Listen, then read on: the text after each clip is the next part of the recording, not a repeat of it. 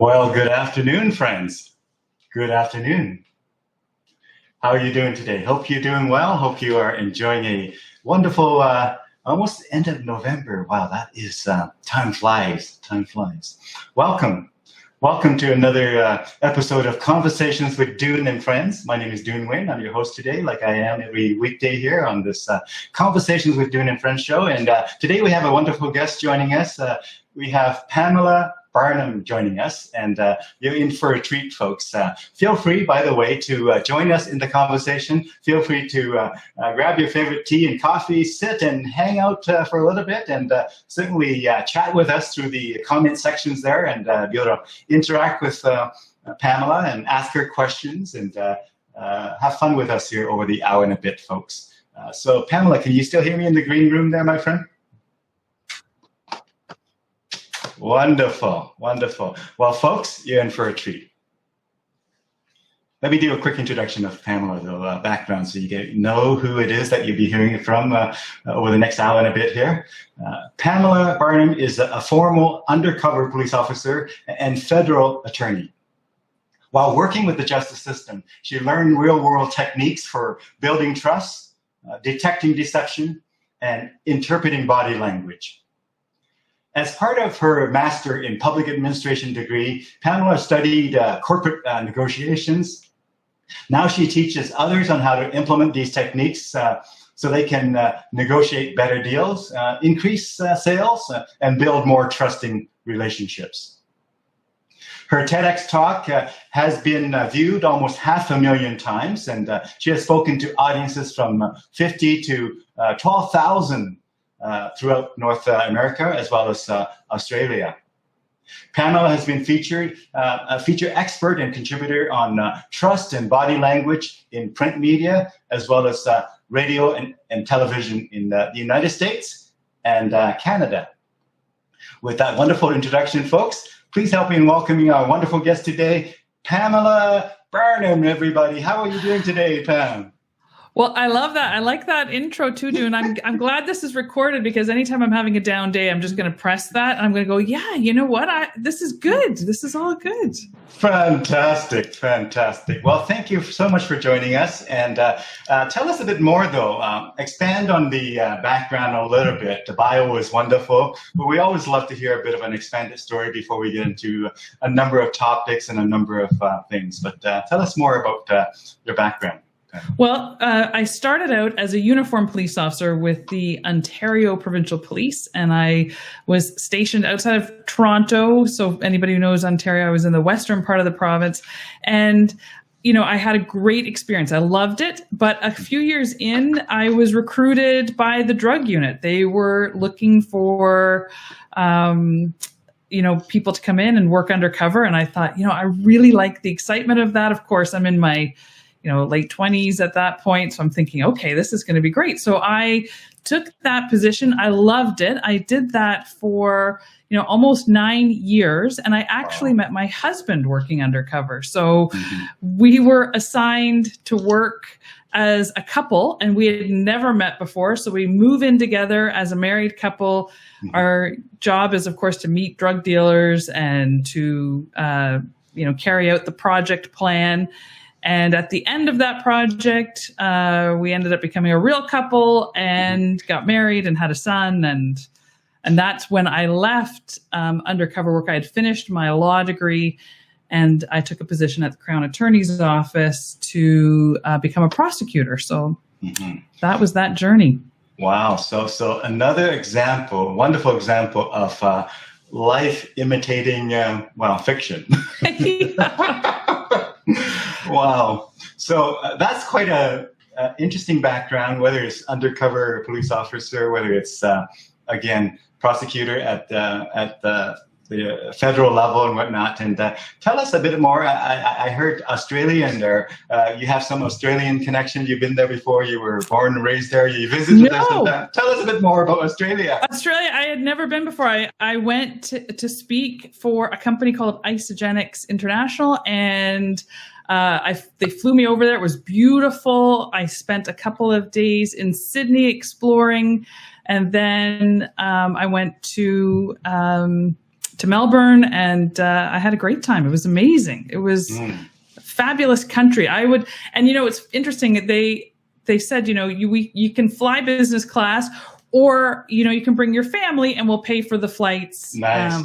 For them. So I said to my husband and my son, I thought, this can be incredible. You guys have got to come with me. And of course, my husband's all over it. And our son was 14. I think he was 14 at the time. And he's a competitive ski racer, which is why we now live in British Columbia. And he was going to the BC Games. He was selected to go to the BC Games. And he said, Mom, I'm sure it'd be real cool to, fly over to Australia, but I'm going to stay here and ski.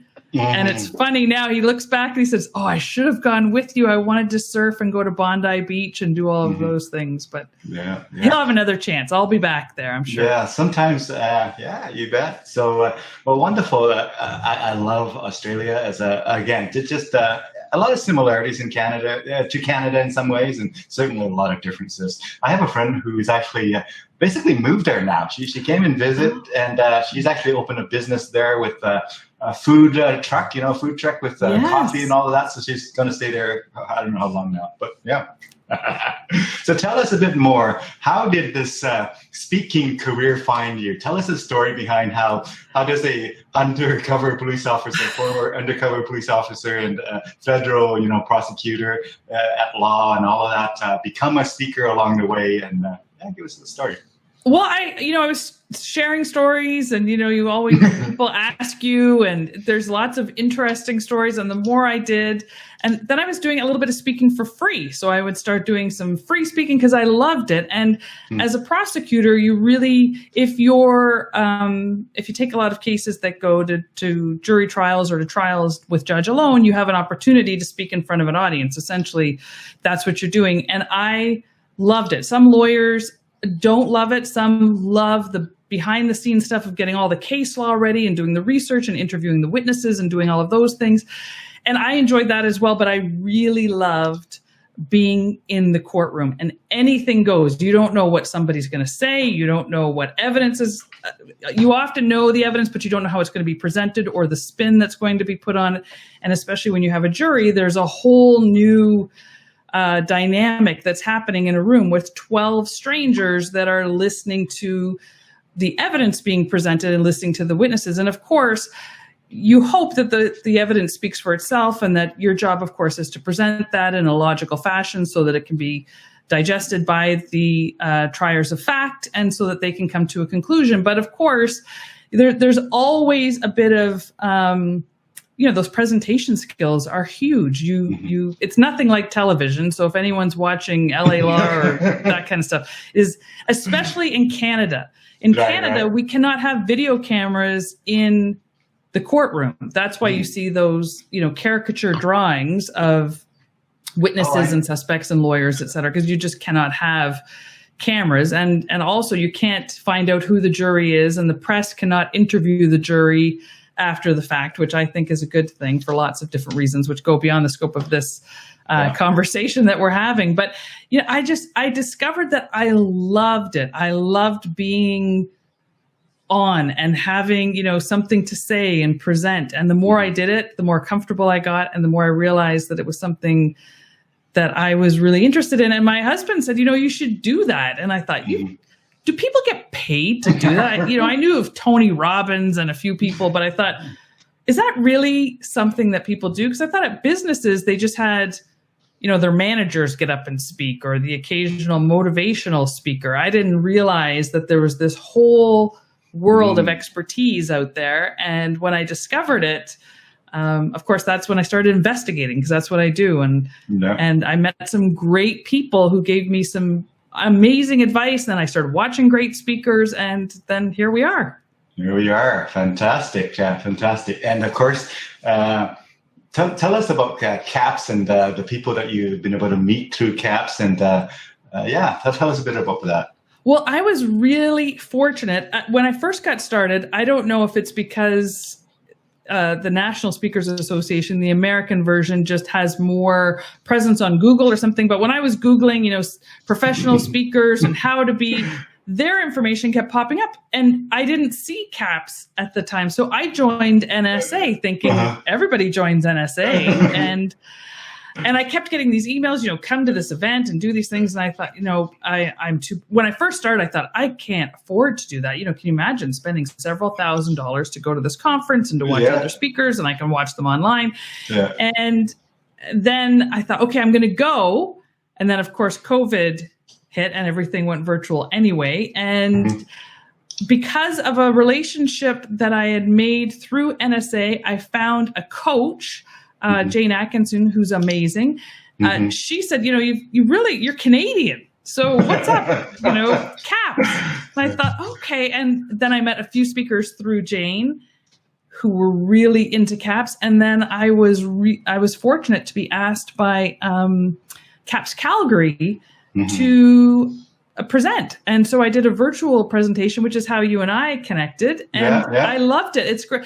There's so much great information for the speaker just starting out, or the speaker who has tons of, background and experience. And everybody can take something away. You learn something from a speaker every single time, either what you really love and want to do, or what you recognize probably won't fit your current style. So you don't do that. Yeah. Now, it was a pleasure to have met you and to sit into your entire presentation. It was very riveting and very interesting and very. Thank you. I loved it. And in terms of the CAPS, I joined 10 years ago, 11 years ago now. So I've been to every convention 10 years now, and it was going to be in Calgary this year, but it's going to be virtual. So next year it'll be Calgary. But so tell us, my friend, in terms of the. In your background, just for fun, we're going to get into all kinds of things. Okay, great. But really, one of my objectives is to actually have the viewers who are tuned in now and later on in the recorded version get to know you a little bit more than they otherwise would, and also give them sort of interesting insights along the way as well. So let's go to the point of, so one of your first career was, again, undercover police officer. Tell us 2 or 3 things that people might be surprised to learn about that job. People watch undercover police officers on TV. What would be a few things they might be surprised to hear? Well, I think number one, that very, very few women actually do it, like minuscule. For example, in my unit, there were 89 officers and I was one of 2 women. And I was the only one doing long-term undercover, which means you go for months at a time with a different name, a different identity, and live as a different person 24/7. It's not, you don't leave your house, put on a pair of blue jeans and put a badge on your waist that you only show sometimes. It's, you are literally taking on a completely different identity and background story so that the people that you're connecting with and getting to know think that you're someone completely different. And if they do checks on you and background checks, all of that lines up with your story. So it's a lot more work than it looks on television. Then the next part, I think, is it's a lot more boring than you might think, because you imagine you move into a town and your whole objective at the beginning is to meet people. And so you're having to go out, late, lots of nights, lots of different places, mingle, get to know people. And you hear the same stories and the same jokes and the same over and it's like small talk on steroids for months at a time. So it can be, but when it's not boring, it's over the moon exciting and chaotic and dangerous and crazy. And then it's super slow. You're doing your laundry at the laundromat, trying to meet people kind of stuff. So there's no middle ground. At least in my experience, and especially as a woman, believe it or not, drug dealers for the most part and criminal organizations have not really caught up with women's liberation and feminism at this point. They really don't see women as equals in a lot of ways. And that's an added challenge, I think, for women. Now, you mentioned a few insights that really are quite universal. One of those insights is, regardless of what job we have, I think, a lot of our job might be relatively mundane, but when it peaks, when things go peak in my job, when things peak in my life, I always say to myself, with a smile on my face, I say, this is my time to earn my paycheck. This is my time to shine, because the rest of your job could be done by somebody much less qualified, somebody much less educated, much less prepared. But whenever it peaks, the stress, if you will, oh yeah, that is really why you are in the position that you are in, right? Oh, 1,000. I think speaking is exactly the same. You're preparing, you're researching, you're getting your material together, you're rehearsing, you're making connections with clients, you're selling talks, you're doing all of those things. And then it's that moment when you're standing backstage and you hear that your name is, they're giving your background and you're going to be on stage in a second. That's the rush. And then, of course, it levels out and you deliver hopefully, your best performance. And then afterward, for me, at least, I feel like I'm completely plugged in and fully charged before I get up there. And then when I'm finished, I feel like my battery is empty, but I do love connecting with people after. I always try to make it so that my flight or leaving happens later in the day. So, because people always want to talk to you and they want to find out, okay, what about this or this? And I like that part. But then by the time I get to the airport, and I never thought, Dune, I'd say that I miss airports, but frankly, it's been months and I miss airports and being on airplanes. So, do you miss it enough to do what I see on Facebook? Some of those people set up a little bit of a pretend airport at their thing with the treadmill, serving as this conveyor belt for the luggage, and they grab the luggage and they walk down.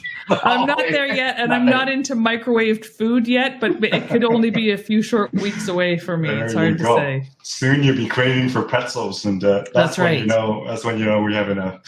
So again, folks who are watching now and later, feel free to chime in at the comments there. We can actually display your comments, and we actually have Pamela respond and interact with you as well. So that's feel free to do that. So Pamela, again, that's a little bit more about the undercover police officer work.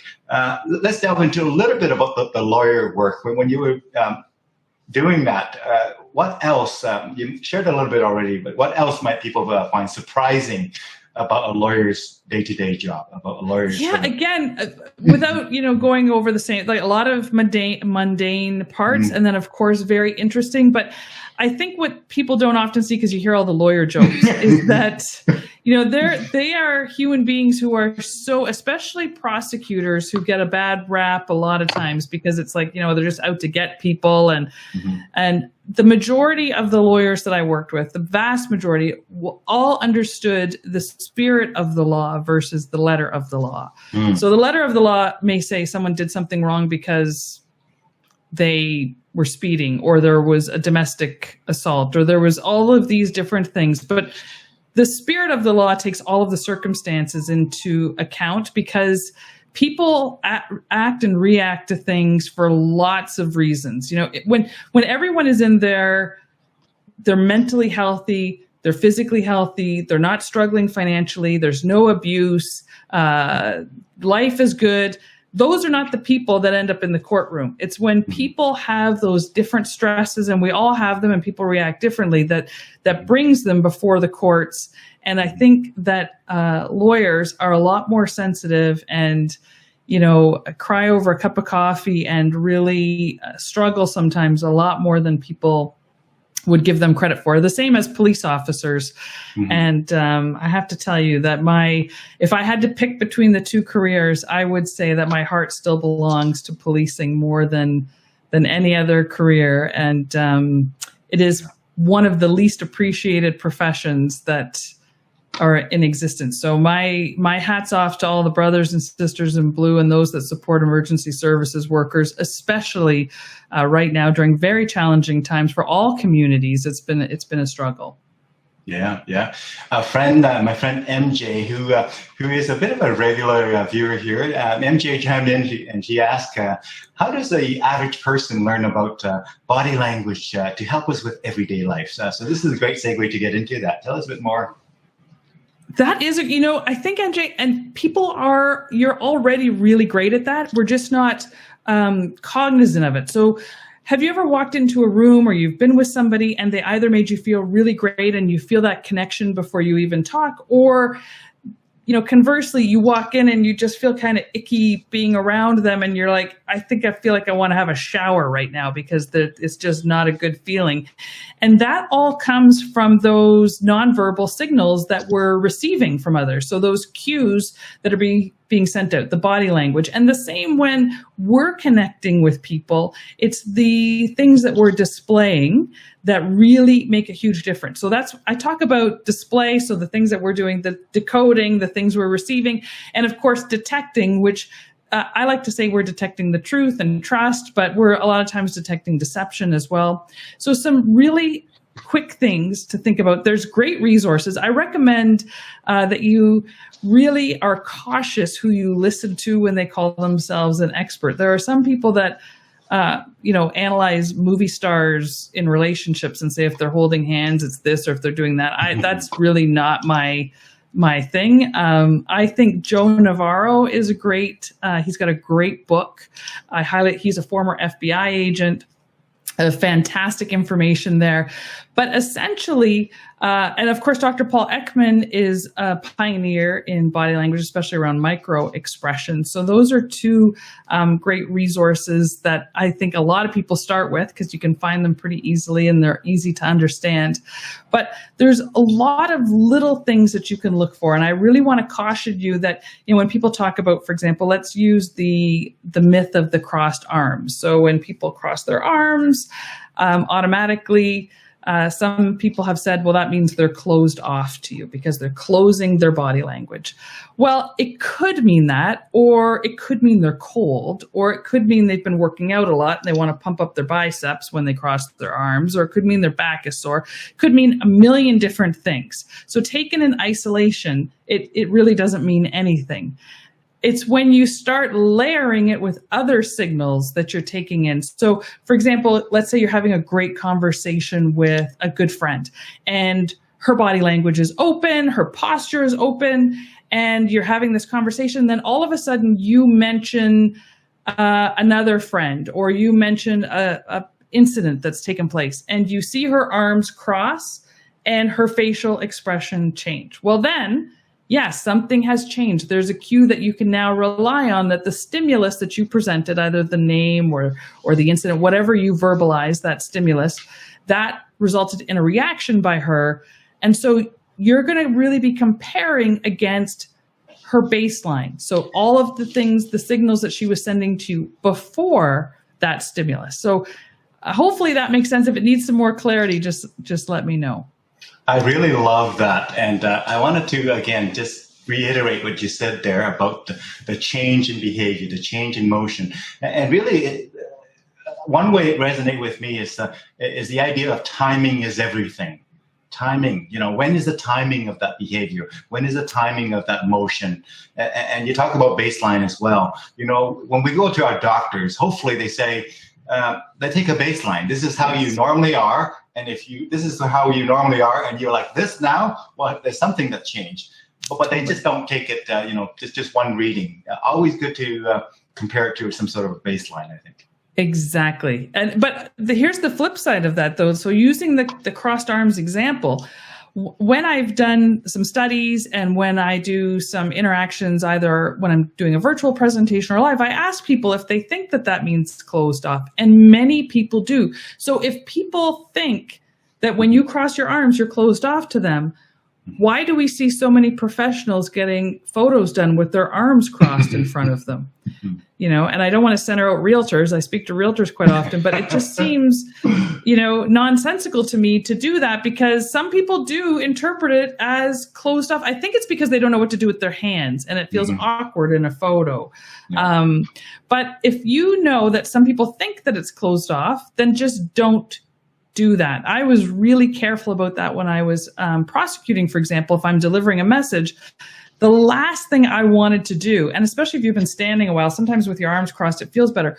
I didn't want to cross my arms because it was a bit condescending on my part, or could be interpreted as condescending or disinterested. There's a many different messages. So you really, if it's important to you when you're in front of someone and you're making a presentation, you really need to be hyper aware of the things that you're sending out. And so many of us aren't, which is why police officers, detectives, lawyers look at body language, negotiators look at body language, because it's very, very revealing. Yeah. And it's the average person cannot control all of the parts of their body and their facial expressions. They're great at controlling their facial expressions. So when we talk about deception and people and what they do with their face, people who are skilled liars know that, and they know what you're looking for. But as you move down the body a little bit, we're not thinking about what are we doing with our feet? What are we doing with our hands? Where's our torso pointed? How's our face? Where's our chin? Not thinking of all those things. So you have to really we talk about active listening. I talk about active observation. You really want to be actively observing everything. And if you're interested in that kind of thing, there's some great examples of interrogations with suspects by amazing polygraph officers that you can get some really good feedback and just see everything that's going on and watch. And there's explanations around that too. Now, that's not for everybody. I personally like that stuff, but it's not for everybody. Well, what you said there makes so much sense. And it reminds me of this idea of, we all know about this idea of the iceberg, and how, what shows up above water is a small portion of it. So if you really want to understand that iceberg, you want to go underneath, right? Underneath, in this case, are things that people are less aware and less conscious of, and less likely to control consciously. So as you mentioned, right? If the voice sounds like they're happy because they're consciously managing that, and the face looks like they're happy because they're consciously managing that, but the body position somehow indicate that they're at odds with that, then always believe the underneath and not the tip of the iceberg. The underneath part is always more powerful and more revealing. Anyone who's ever been married or in a long-term relationship, when your partner is saying they're happy or fine, that great word fine, I'm fine, that fine, based on what else is going on, is not fine. And you can tell because their baseline. You've been around them a long time.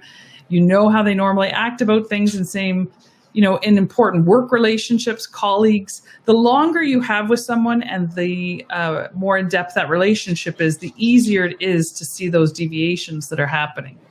Yeah. Just a quick funny anecdote thing.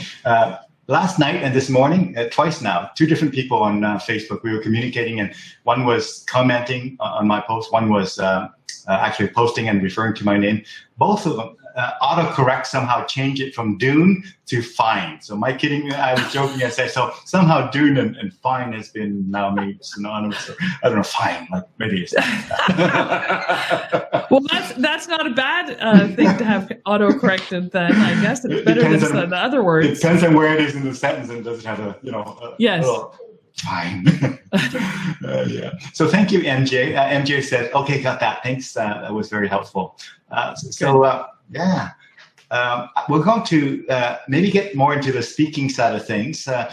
You do a lot of speaking these days, and that is now your major focus and whatnot. Are you into the training and one-on-one coaching and those kinds of things as well? Have you kind of gotten into those as well? Well, I've been asked, but I've refused at this point. But I'm thinking of doing that, and it's because of, I think it'd be a great experience for me because I will get more insight into where people have those needs and the holes that need to be filled. Up till now, I haven't. But with, all of the things that have changed to do a lot more virtual. And I have to say, I'm really enjoying spending a lot more time at home. Last year was a lot of travel. And this year clearly has not been. So that's something that a good friend and coach has been encouraging me to do. So I'm going to step out and maybe offer that at some point in the future. Not yet, but I think it's a possibility for sure. Yeah. Tell us about this TEDx talk that you did, and what led to it, and what was your experience going through that? Share any stories around that, as well as what were some of the insights that you were sharing with your viewers. That's a grueling thing for 18 minutes. There's a whole lot of preparation. Right? There was a lot of preparation, and I thought, I'm not going to use slides or any sort of visual. I'm going to walk people through a story and a journey. And if I had to do it over again, I wouldn't do that because a couple of reasons. One, the TEDx talk I did, there was no timer that was easily visible to me. So to have a visual would have been helpful for me to know sort of where I was at.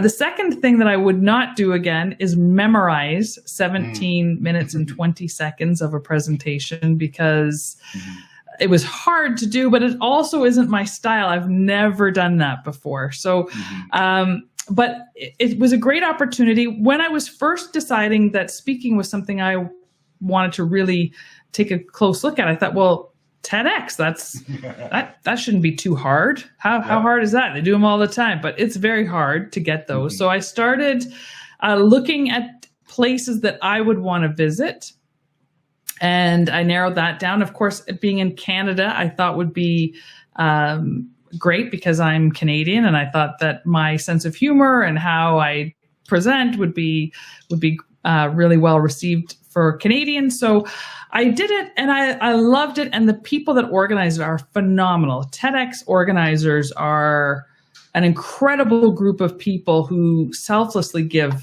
countless hours to make these things happen. And the venue we had was spectacular. You can't tell from the video, but it was this old theater with this wonderful stage. And, even going downstairs backstage, the ceilings were, 5'5". It was that old of a theater. It was really beautiful. The problem was the audience wasn't mic'd and there were no lights on the audience. So for me, it felt like there was me, a little red circle, carpet, and blackness everywhere. Which was challenging for sure. And then I titled the talk, Things I Learned About Trust from Drug Dealers. So that resulted in a different kind of audience that I had anticipated on the TED YouTube channel.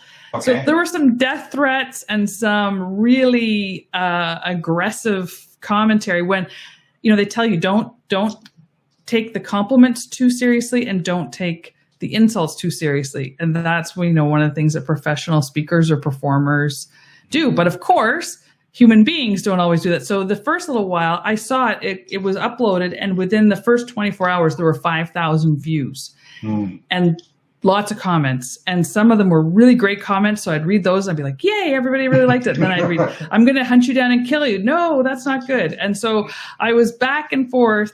And then finally my husband said, who cares? What difference is it?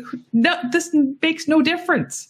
And I have to say the majority of the negative comments were some people I engaged, which again, they say never do, right? Don't engage. But I engaged and I said, really, I'm surprised you'd want to kill a complete stranger. Like, what is it? So, and they're like, I didn't think you'd actually read this. And so we had some interesting dialogue back and forth. I had to get my son to not read them though, because he was reading the first few as well. And he's like, Mom, do they know where we live? And I was like, no, don't need to worry about that. But it was definitely an interesting experience, and I highly recommend it if people are interested in pursuing it, to do it for sure. Yeah, a reminder that the world has all kinds of kind of people who are in different mindset, I suppose. Yes. And with the computers being what it is these days, it's the unfortunate side of that. Yeah. And people feel very safe and we've seen it over and over and over again online and social media, and kids definitely suffer from this, is that people feel so brave to type the meanest things possible from the safety of their keyboard. Not really recognizing, the impact that can have on somebody else. And so, but it was a great conversation starter to have with my teenage son about all of that kind of thing. So it was good learning process for all of us. Yeah, words do matter. And of course, we speak for a living, so we definitely believe that, words do matter. Yes, they do. Yeah, they do. And actually, I subscribe to TED, and there's a recent talk entitled, it's something about the words you speak actually impact another person's brain on a physical level. So, and there's the research to back that up. And I thought it's so interesting to see. And we don't often enough, because we're all emotional, we act with emotions. And that's what body language is. Body language is not about being able to read someone's mind or be able to tell what they're thinking. That's impossible. If that was actually true, can you imagine? We'd have world peace and everything would be going great if we could just read each other's minds or had those people.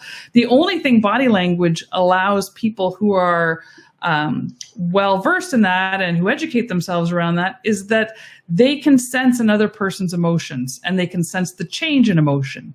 So then it's up to them to elicit questions or conversation that help them understand why that shift is happening or why that emotion is taking place. And that's what nonverbal communication is all about, is being able to interpret the emotional signals that somebody else is giving and why that's happening.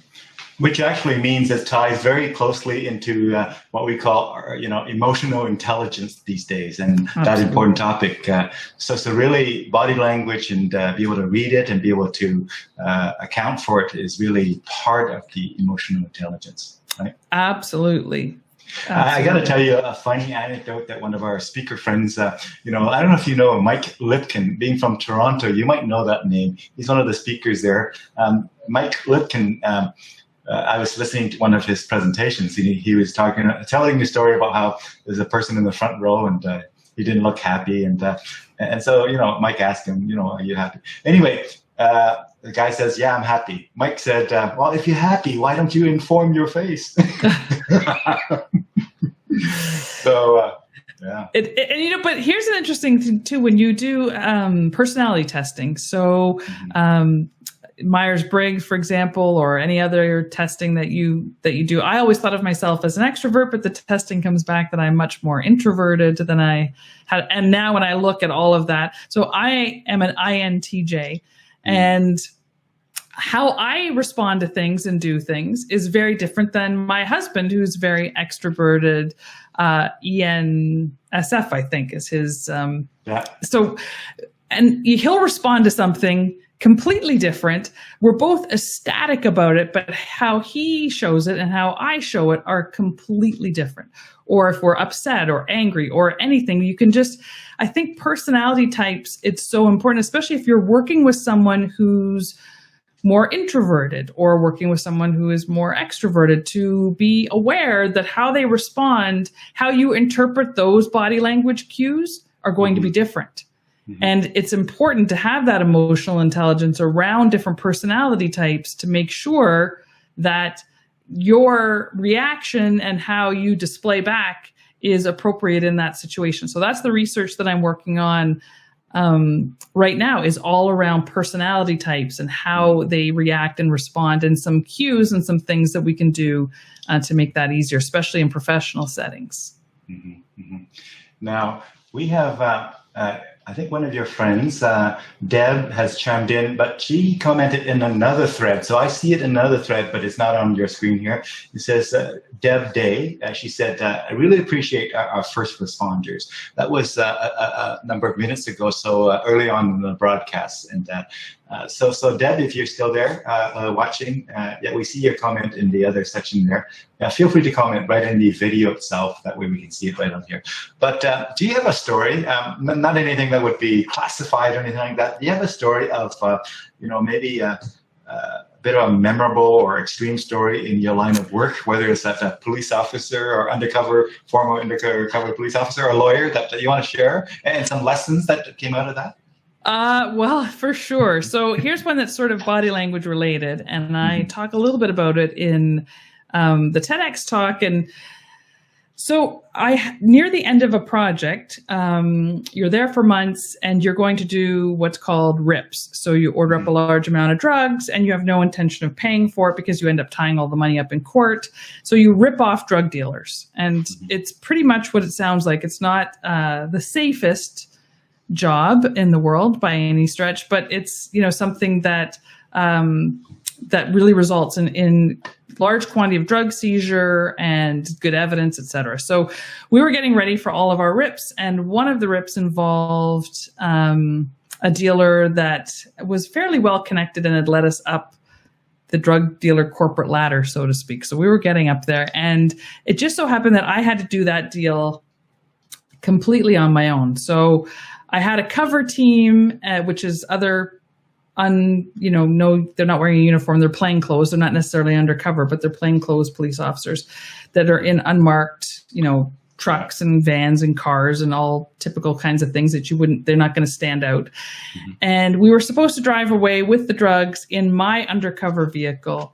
But at the last minute, the drug dealer and his friend decided that they wanted to use their vehicle for whatever reason. So I ended up getting into their vehicle, which was completely against the project plan.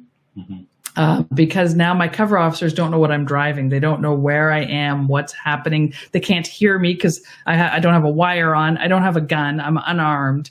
And I'm a woman with 2 male drug dealers going to an unknown place. And anyway, I get a call partway through this drive that my cover team spots me and they're yelling, get out of the car, we're taking it down now. But the problem was the car was still moving. So getting out of a moving car is, again, nothing like television.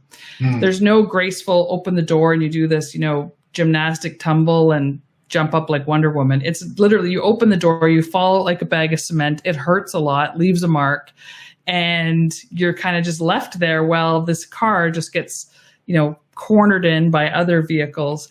And here's where the body language thing came into play for me. I was so interested in making the result happen because it was a big deal to have $250,000 of drugs ripped off by me from 2 drug dealers. Like for me, that was, we're getting to the end. This is going to be a big thing. We've got this guy. It's, everything's adding up. And I wanted that deal to happen. So I'm ignoring some of the signals that are coming at me that are telling me that I probably, maybe shouldn't get in that car, or maybe these things are going to go wrong. And of course, lots of things can go wrong, and hindsight is 20/20. But sometimes when we want things to happen so badly, or, we're in a work relationship or a personal relationship, and we really want that, we want to believe that how we see it is how it's really happening. So we ignore all of those things that are going on around us. I think, and we all do it, because I don't know how many times I spoke with victims of crime and they said, I should have seen it coming. There's this signal and this signal and this signal. Or, I've talked to friends who've had relationships go bad and they're like, I should have seen this, this, and this. Or at work, I should have known that so-and-so was embezzling or misappropriating funds or doing all of these different things. The signals are there, but we ignore them so often. Now, I'm not encouraging people to be paranoid and looking for everything, but I am encouraging people to trust their gut a little bit, take a step back and think, okay, why is that happening? And then maybe ask a few more questions and see where you end up, just taking that step back. So jumping out of a moving car, definitely not recommended, but one of the things that I did. So that's a little bit on the again, undercover police officer side. Do you have a similar story of your work with being a lawyer and a federal lawyer, and the lesson that learned from that particular story? Yeah, again, you have to really, and at the time, I didn't realize that I was spending so much time being cued into people's nonverbal signals, to their body language. It's just something you do, but I didn't cognitively think, oh, I'm watching their body language. I'm seeing how they react. So for jury selection, for example, there are hundreds, and many of your viewers have probably received a notification that they have to attend for jury duty, which I have. Yeah, nobody wants to do it, or most people don't want to do it.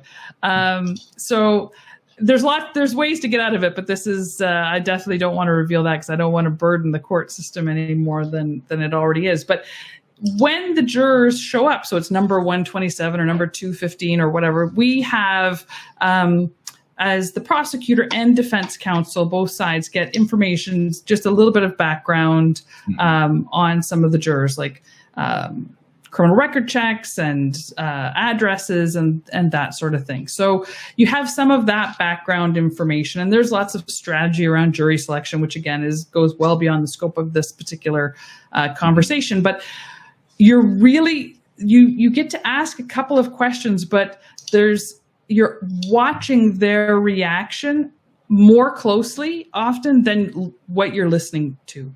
And I think that we all do that. So when we would ask questions And, a lot of times it would have to do with the crime that the accused is accused of, the crime that's on trial, because you want to see reactions around that. You want to make sure that you're getting people who can detach themselves, who don't have some sort of, if you're going to be trying a serious violence case, domestic violence, you're not going to want victims of domestic violence on the jury. It just is not going to be good for them. It's not going to be good for the person accused. It's not good for justice. So you ask some questions, and you really watch for that body language and those signals that are telling you that there's a huge range of discomfort or disgust or sadness. You're looking for all of those things so that you can make the right decision about who should be sitting on that jury. And I think that happens in our professional lives. You want to make sure that your team are the right people for you. So when a lot of times you're watching without even realizing cognitively that that's what you're doing.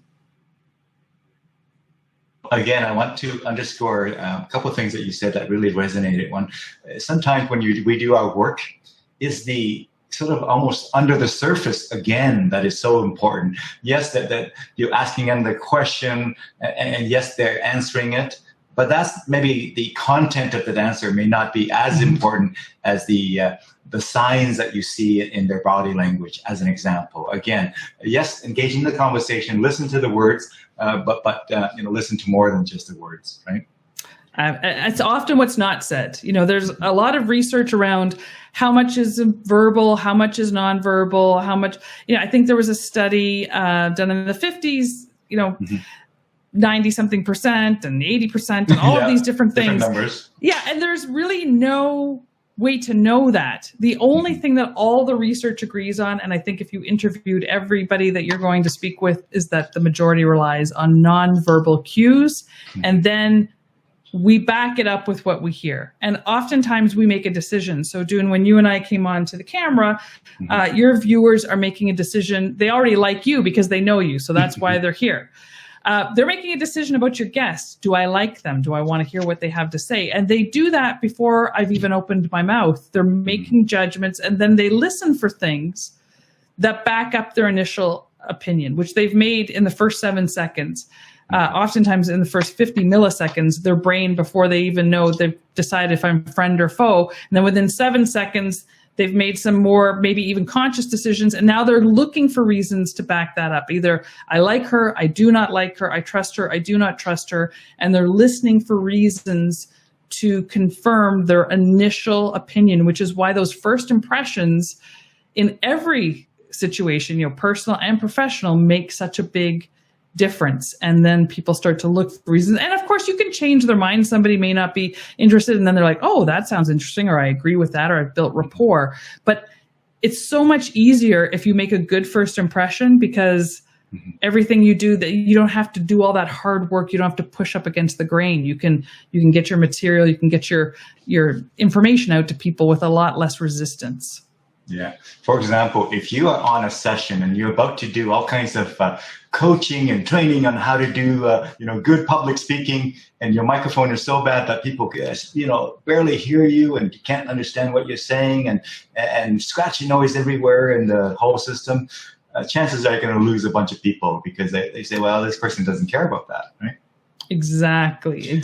So all those little things, without making people feel panicked, they matter. And a lot of that just comes from preparation. If you're prepared and you take a few minutes, I was speaking with a woman who runs a speakers bureau a few months back. I think it was when COVID was first starting to happen. So a lot more speakers were getting into virtual.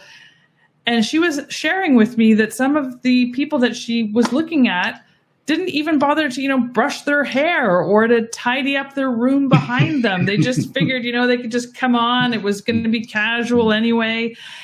And she said, I'll never work with them because they just didn't even go that little bit extra.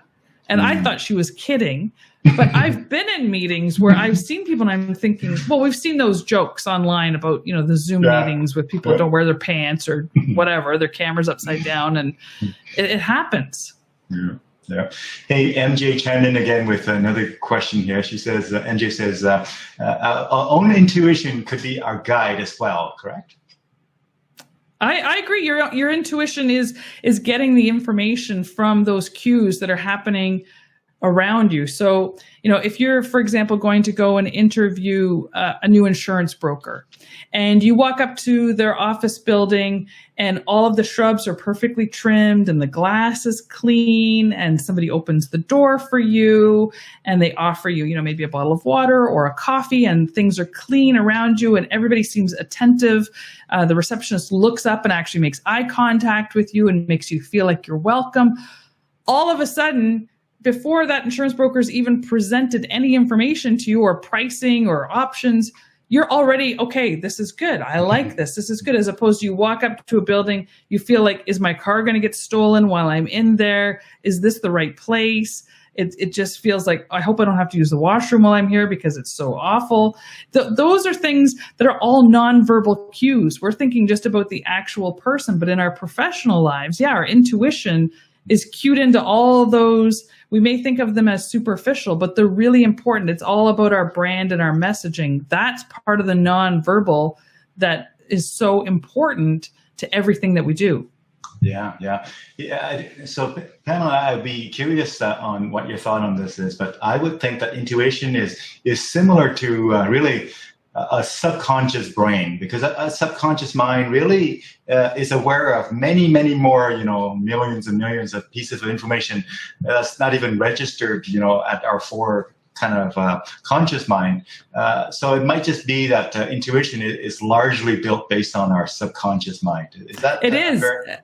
100%, but also be aware that your bias is part of your intuition as well. So those personal biases that we have based on our personal background, our experiences, the things that we read and consume, and the things that we're putting into our brain, that impacts our intuition. So I think being cognizant of our own biases, because we all have them. Anyone who says they don't have a bias is not very self-aware. We all have them, good and bad, and being aware and conscious of those, so that when you are having a conversation or a connection or something's making you feel off, is it possible that part of that is a bias on your part, that other person has done really nothing, that there is something inside there that has made you biased? And that can be ageism, racism, sexism, geography. It could be religion. It could be many, many different things. But just being aware of that can help you correct that and help you move past that. You bet. Thank you, MJ. And Palmo, Palmo Carpino, you might know him. He said, a fellow speaker in Calgary, he said, "Hi, Pam, long-time listener, first-time caller. Yay, I love it. The lie detector is still in use.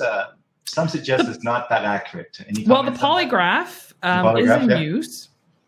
However, it is not admissible in court in Canada. So it is used. It's still a technique. And polygraph operators are incredibly intuitive and well-trained officers they're active observers for sure and active listeners. They're the best interviewers out there for sure. It is still in use. But yes, it can definitely be, it has its faults, which is why the results are not admissible in court, because it is not proof positive.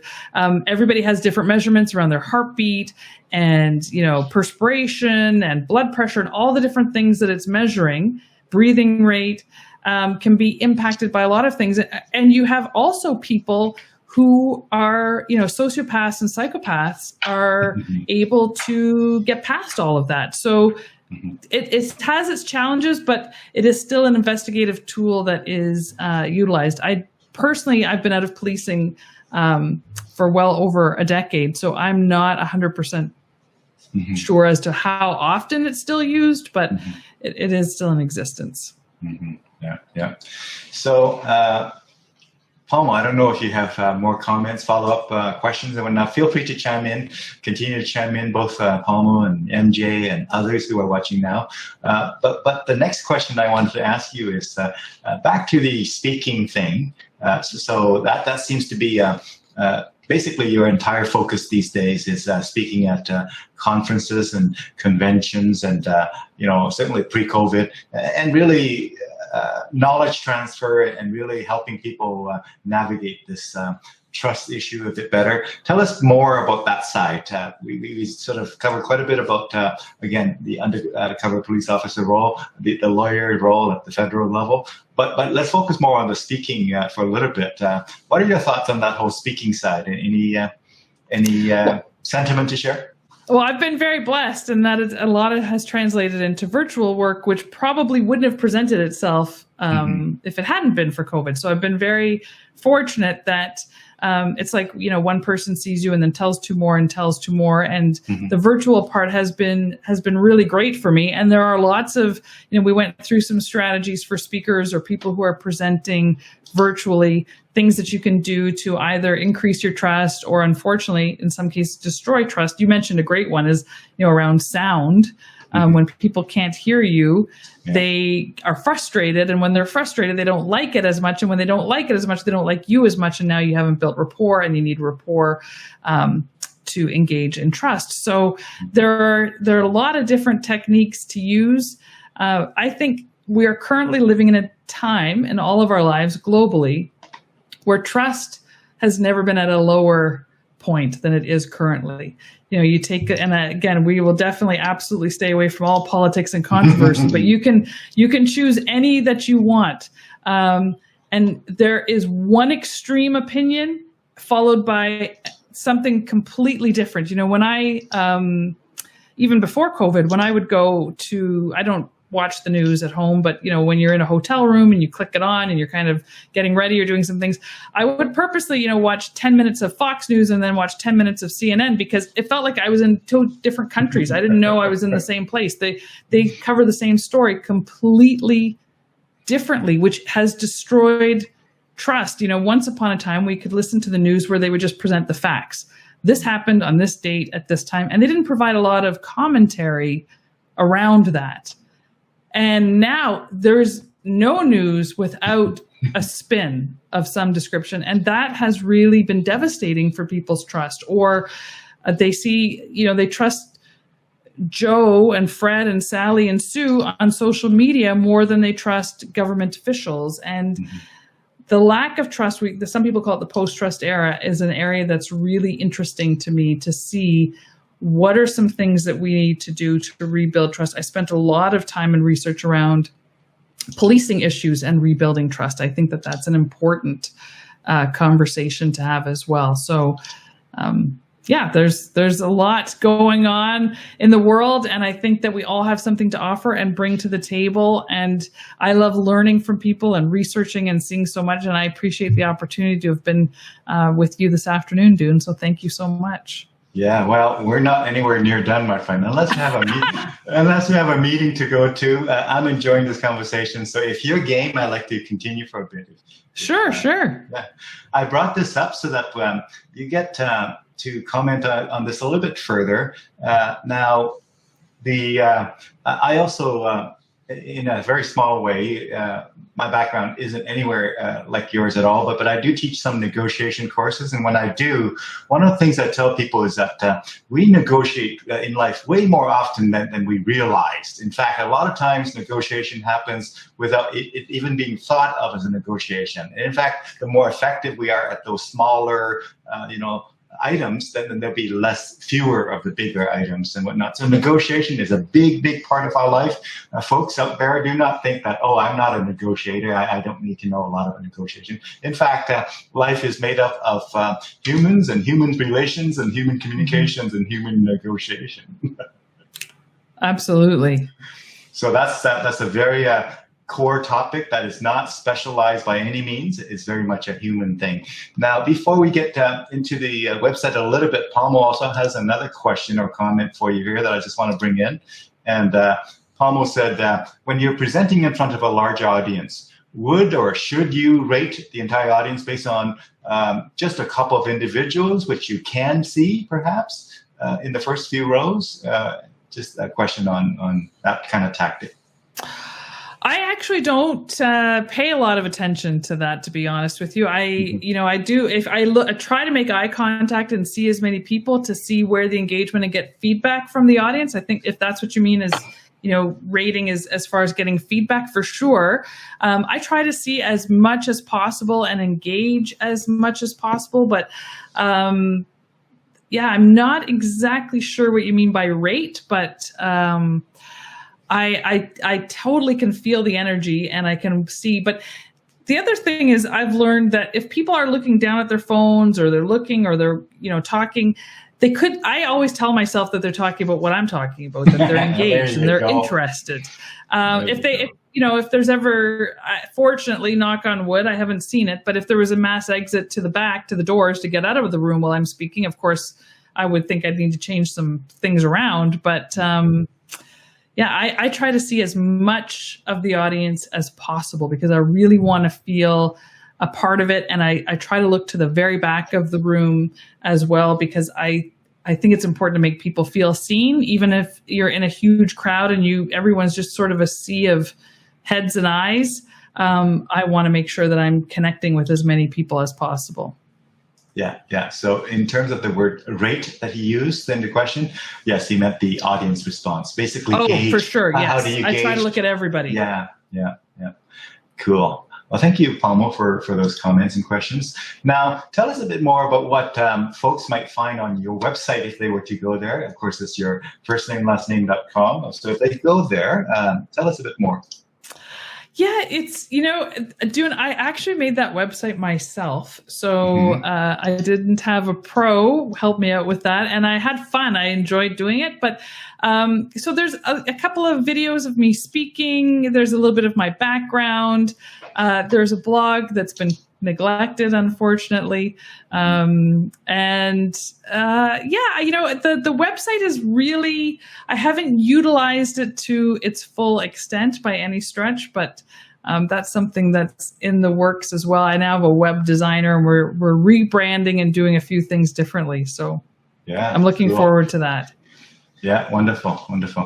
So tell us, I'm going to do a bit of a check-in here, and then I have a few things that I'd like to walk through. But when I reach out and say, hey, Pamela, would you like to come on for an hour and a bit, and we'll just chat about a few different things? Were there areas that you wanted to chat about that we haven't gotten to yet, Pamela? No, I think we've covered a lot of ground, and I'm enjoying it. I love to get the feedback and get things from people. So if there's stuff that people wanted covered, or maybe they're watching the recording, by all means, if they comment on your page, I'll be sure to check in and make sure everybody gets their questions answered. You bet. Now, I have a few more things that I like to do, but before we wrap up, but I want to make sure that, we're not missing anything here when we're done with the wrap up. So, if there were sort of a few insights that you want to share with our viewers, a bit of a call to action to, people out there, to society, to humanity, do you have any of those kind of insights or maybe call to action that you like to kind of share, beyond the specific role that you had, just as a human being with the background that you have? What are your thoughts to all of us out here who are all dealing with COVID in different ways? Well, for me, trust really exists at the corner of empathy and confidence. So if you always need to temper confidence with empathy, and I think lead with empathy so often. And if we did that, we will definitely be able to influence more with trust and make an impact and a difference in the world. So often we somehow have been made to feel okay. And I'm not going to point where this all started. It just seems that people feel they can say whatever they want, however they want, whenever they want, with impunity. And I think that that's been a huge shift in our culture, which has not been a shift for the better. I definitely never want to stifle anyone's the right to feel heard and to be seen, but always be aware that there could be somebody that's really significantly impacted by what you say and what you do, and try to temper that. If you temper it with kindness and empathy, regardless of what your beliefs are or what your messaging is, it'll be received by the people who need to receive that, and the people who don't will feel comfortable enough to walk away from that. So I think if in all of my former careers, if I could have seen and been a part of something where empathy was expressed on a more regular basis, we'd all be much more content, more secure, and be able to make decisions for ourselves and our families that are a good thing for everybody. Mm-hmm. Yeah. Wonderful, very powerful. And,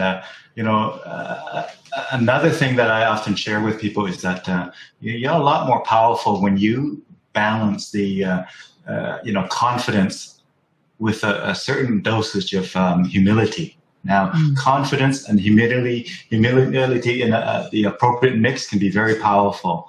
And what you're saying here is a slightly kind of different focus where you say empathy and confidence. Empathy and confidence is also really where the corner where trust really gets created and built. So the more empathy we have, as well as the more confidence we have, the more trust there would be, is what I'm hearing. Absolutely. Mm-hmm. Wonderful. Palmo has another comment here that I'm going to, let's see here. Let's see.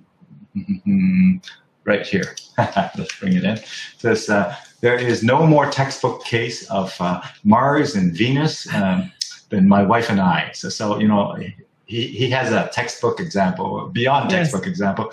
At what point, minutes or seconds, should I just admit that I'm at fault? You got to remember, Palmo has done a lot of stand-up comedy, so I think always seconds, Palmo. Just don't even think about it. That's where you immediately go. If you're a fan of a show called Modern Family, just don't follow Jay on that show. Follow Phil at all times. Cool. So the next thing I wanted to ask you about is, do you think that there will be fewer events for speakers and trainers in the future? What's your thought on the future of speaking and training? Oh, gee. Well, my hope is that, and my belief just based on the feedback that I get, is that when events are open again, they're going to be packed. They're going to sell out, and they're going to be several of them. I don't think we're ever going to shift back away from virtual. I think we're going to be able to have both for people, which is great because as a speaker, we can deliver our message live and be impactful in person, but then still have virtual content to give to people so that they can continue to be a part of that messaging or to learn more. I really believe that when the gates open up again, live events are going to be very well attended, and people are craving to get together. I think my husband was telling me, you just heard on the radio that at a few theaters that are still open, they released Santa Claus or something, the one with Tim Allen. I don't even know how old that movie is, and it's like number 5 at the box office right now. So people are that desperate to get out and be with other people. They could easily watch it probably on a rerun somewhere on a television or like Netflix, but they're out paying money to be in a theater with other human beings. And I think that's indicative of our desire to be together. As it's been said, distance makes the heart grow fonder, they say. Absolutely. We've had a lot of distance here. Absolutely. The last 9 months, and I don't know how many more months, but there'll certainly be some makeup, congregation or getting together, and again, absolutely. In-person socializing. So what's your thought on, this whole idea of working from home? You probably, I don't know, is that something that you've always done? I'm sure when you were doing your lawyer role as well as the undercover police officer, maybe less of the work from home back then. What's your take on the work from home? I like it. I'm very lucky. My husband also works from home. He works with me. So, we have lunchtime together. We do things together, and I really enjoy it. I like that I don't have to drive anywhere or get anywhere or be accountable to somebody else. So those are all the things that I like. Of course, it's tough to separate work from home when you walk by your office. You're thinking, I just got to check that one more time, or I've got to do that one more time. So I think the pros outweigh the cons. I think it's a lot more people are experiencing it for sure. And again, some of the feedback, I have a lot of friends who are in professional positions in Western Canada, and of course in Toronto as well. And they're anxious to get back, even though they're loving working from home. they don't want to have to tidy up their space all the time or keep their kids away or, get the dog under control when they're trying to have meetings. They want to be able to just be in their office again and have that separation of work from home. So I think, again, that balance is going to happen. Yeah, cool. So wonderful. Well, as we reach this wrap-up kind of junction, Pamela, what I'd like you to do, I don't know, do you also sing, my friend? You have many different backgrounds and talents, because some of my guests do sing and some of my guests actually share a song at the end, if you happen to be one of those. If you want to lose viewers from now to the end of time, you'll ask me to sing. It'll be like a cat getting run over or like nails on a chalkboard. So unfortunately, that is not one of my talents. So let's park singing aside. Here's what I would like to do. So after we're all done, do hang around in the green room for a minute or so. But I'm going to start to wrap up here, and you're going to take us home. You're going to take us home. But before we do that, I just want to thank all of our viewers who have been watching us live here and later on in the recorded version. You've been listening to, of course, Pamela Barnum, and just a diverse set of experience that she brings to her work now as a speaker and trainer in the area of, again, body language and trust and all those things surrounding that. And so with that, again, thank you so much, Pamela, for joining us for an hour and a bit here. And so with that, friends, before we hear from Pamela to wrap us up here, I wish you a wonderful rest of your day, and take good care of yourself, folks. Take good care of one another. And Pamela, take us home. Take as long as you like, however you like. I'll give it to you. And actually, MJ chimed in again here, and she said, thank you, enjoyed it, and very informative. So thank you, MJ, and thank you, Palmo, for chiming in as well, and others who've been watching but prefer to be silent. That's okay too, Go ahead and sip another coffee or tea here as we have Pamela take us home. Well, I appreciate that. Thank you so much for the opportunity to be here with you, Dune. And I know it's a lot for people to just continue, watching more virtual and seeing more videos. So I feel honored to have been here with you. And if there's any way that I can serve you or your viewers, please just let me know. And if there's resources they're looking for, just put them in the comments on your page, and I'll be sure that we make sure that they have those. So thank you again for an incredible afternoon. Thank you so much, Pamela.